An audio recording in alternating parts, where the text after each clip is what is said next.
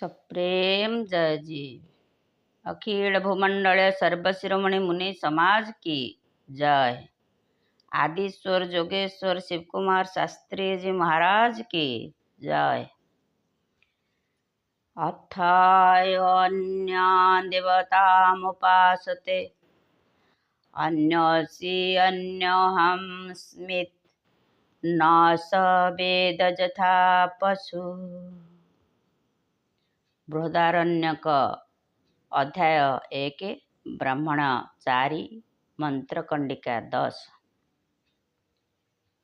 एथिरे आमे सद्गुरुंकर तांका निज भीतरर शब्द को जानी परिबा से कौन कहउछन्ति। हे श्रद्धालु आत्मप्रेमी श्रोतृवृंद, आमे गत थर आलोचना करथिले जे ईश्वर प्रणिधान द्वा ईश्वर को धारणा करिबा। आमे केउ ईश्वर को धारणा करिबा आलोचना करथिले जे आत्मा ही ईश्वर। एक कथा जानी सूत्रकार पतंजलि महर्षि कहउछन्ति कि स्वस्वरूपे अवस्थान हेले जीव जेतेबेले ईश्वर मु बोली जानी परिबो, निजको दीनहीन अकिंचन मने न करिबो, सेतेबेले से कौन करिबो ना तार समस्त भ्रम को दूर करिदेबो, आउ से निजे ईश्वरत्व को प्राप्त करिजिबो। जितेबेले आमे अलंकार गुड़ी को पोड़ी देउ, से सुवर्ण अलंकार गुड़िक शुद्ध सुवर्ण हो जाए। तो ध्यान चिंतन साधना ये सबू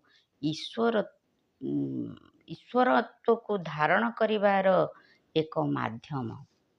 आमे गत थर जानिथिले जे चेतना ही ये सारा सृष्टि को रचना करेछि।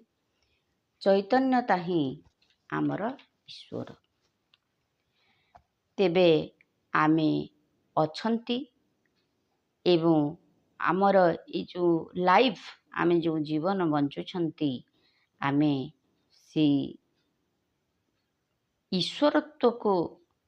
ईश्वरत्व आम भितरे रही थिबारु आमे बंचुछंती।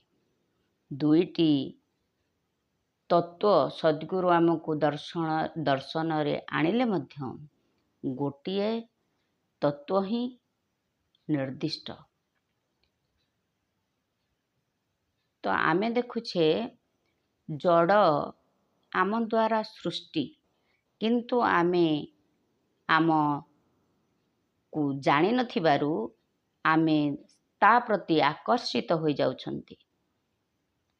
जे पर्यंत आमे जड़ प्रति आकर्षित हेबा से पर्यंत आमे नास्तिक हबा, जड़ हेबा।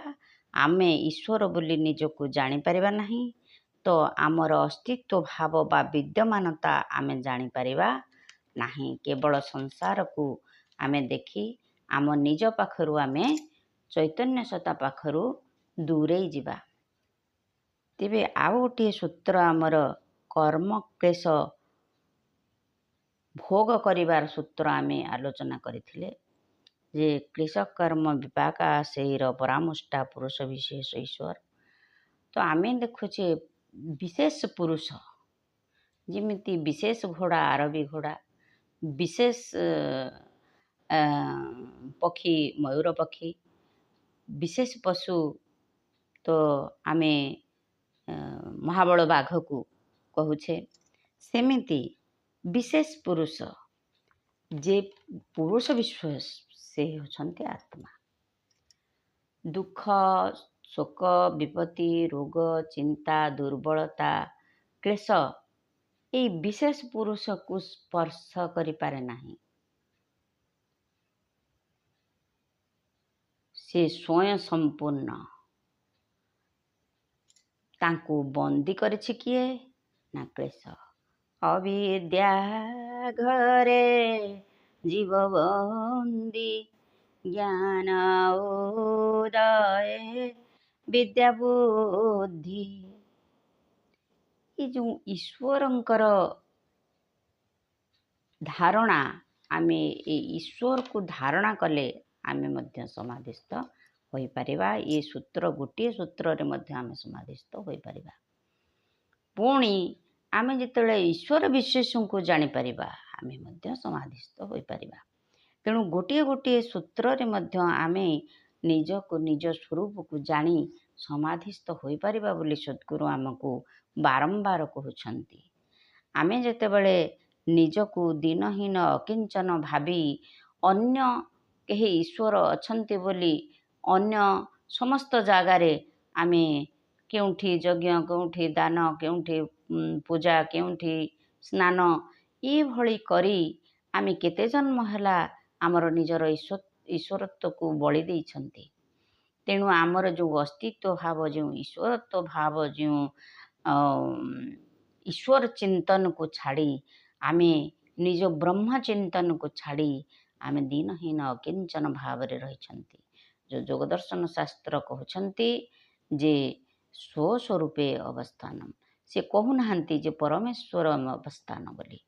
तेबे आम निजको निज परमत्व को बुझीपारी सद्गुरुंकर उद्देश्य को बुझीपारी आमे जेतेबेले स्वाध्याय साधन सत्संग करी निजर ईश्वरत्व को धारणा करि पारिबा आमे निजको ईश्वर सजाई पारिबा।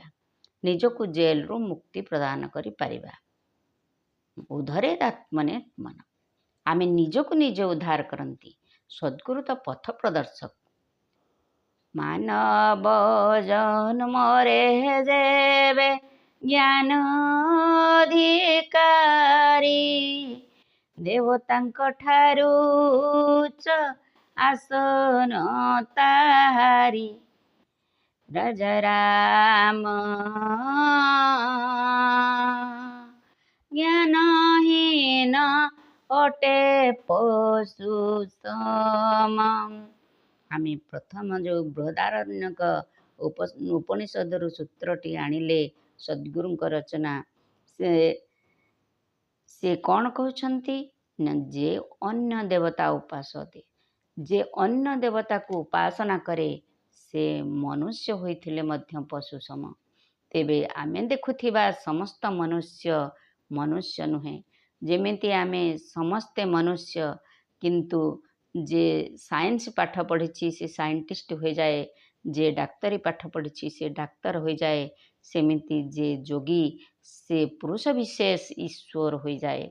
तेणु जोगी ही पुरुष विशेष ईश्वर। अज्ञानी प्राणी अविद्या अधीन रे रही पाप परायण होई विषय चिंतई रघुसाई केते जन्म खोजिले न पाई रघुसाई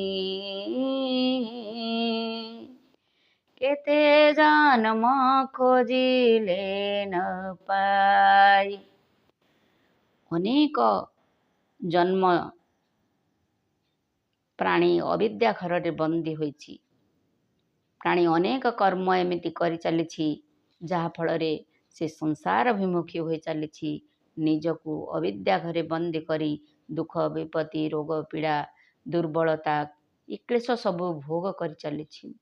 जेतेबेले जीवन रे सद्गुरु आसंती सेतेबेले अज्ञान अंधकार को दूर करी निजे से अशुभ चिंतन क्लेश को सब दूर करी निजे निजर से शुद्ध स्वरूप रे स्थित हो जाती।